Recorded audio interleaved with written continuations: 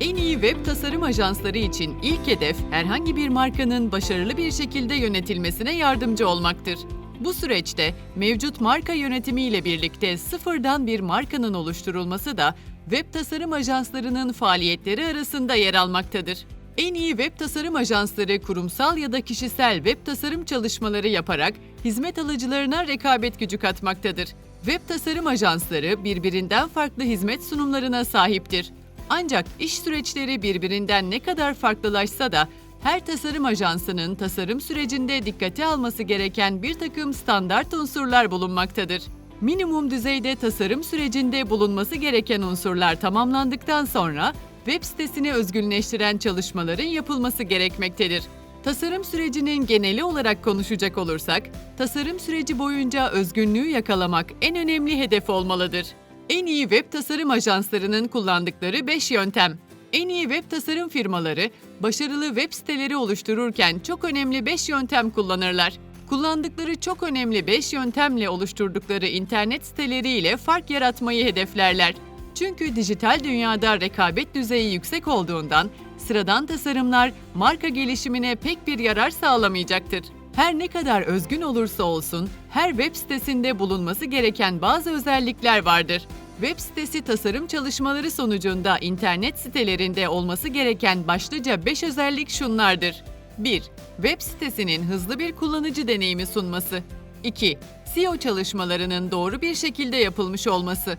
3. Mobil cihazlarla uyumlu olarak tasarlanması. 4.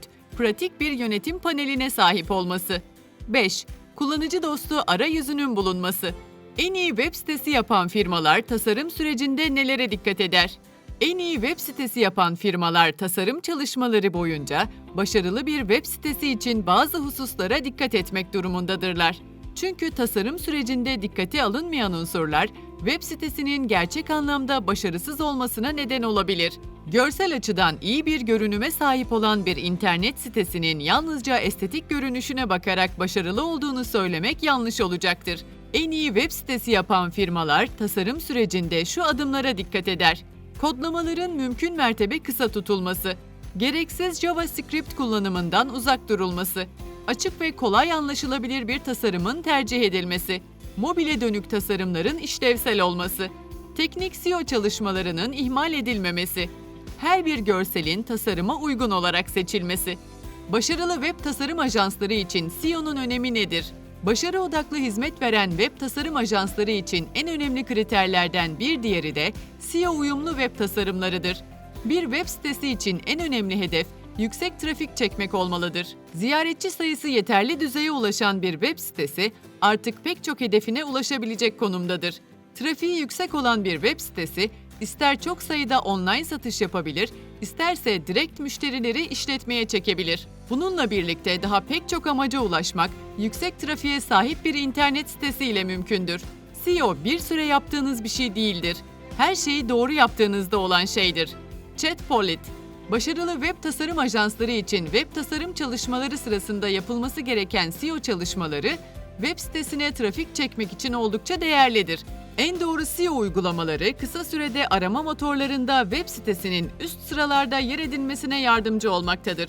Bu nedenle trafik çekme hedefi olan en iyi web tasarım ajansları SEO çalışmalarına özel bir önem göstermektedir. Unutulmaması gereken en önemli kurallardan biri, SEO çalışmaları yeterli olmayan internet siteleri zamanla görünürlüklerini kaybederek işlevsiz bir hale gelmektedir. Profesyonel web tasarım ajansları için site güvenliği ne anlam taşır? Profesyonel web tasarım ajansları için bir internet sitesi için tasarım özellikleriyle birlikte güvenli bir altyapıya sahip olmak da son derece önemlidir. Siber saldırılara karşı yeterli güvenlik önlemi alınmayan bir web sitesi, verilerin çalınmasına zemin hazırlayacaktır.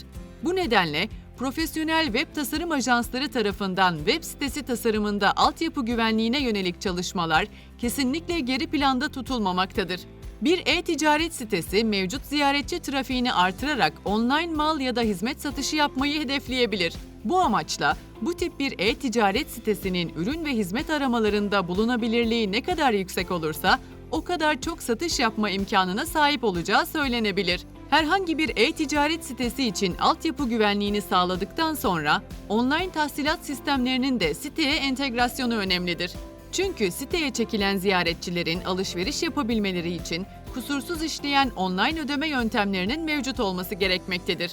En iyi web tasarım ajansları görsel unsurları nasıl belirler? Tasarım sürecinde görsel unsurların doğru belirlenmesi de önemlidir. Çünkü bir internet sitesini ziyaret edenler için sitenin sahip olduğu teknik yeterlilikten ziyade görsel unsurlar daha dikkat çekicidir. Ancak her ne kadar dikkat çekici bir tasarım seçilse de hizmet alıcısının kurumsal yapısına uygun olmayan görsel unsurlar tasarım sürecinde yer almamalıdır. Kurumsal yapının hedeflerine ya da mevcut duruşuna uygun olmayan görsel unsurlar markaya zarar verebilir. Bu nedenle web tasarım ajansları için tasarım çalışmaları öncesinde hizmet alıcısına yönelik analiz çalışmaları muhakkak detaylı bir şekilde yapılmalıdır. En iyi web tasarım ajansları arasında dikkat çeken Crevisor, web sitesi tasarım sürecinde profesyonel çözümler sunmaktadır. Hizmet alıcısının mevcut durumunu doğru bir şekilde analiz ederek başarılı web sitesi tasarımları oluşturmaktadır.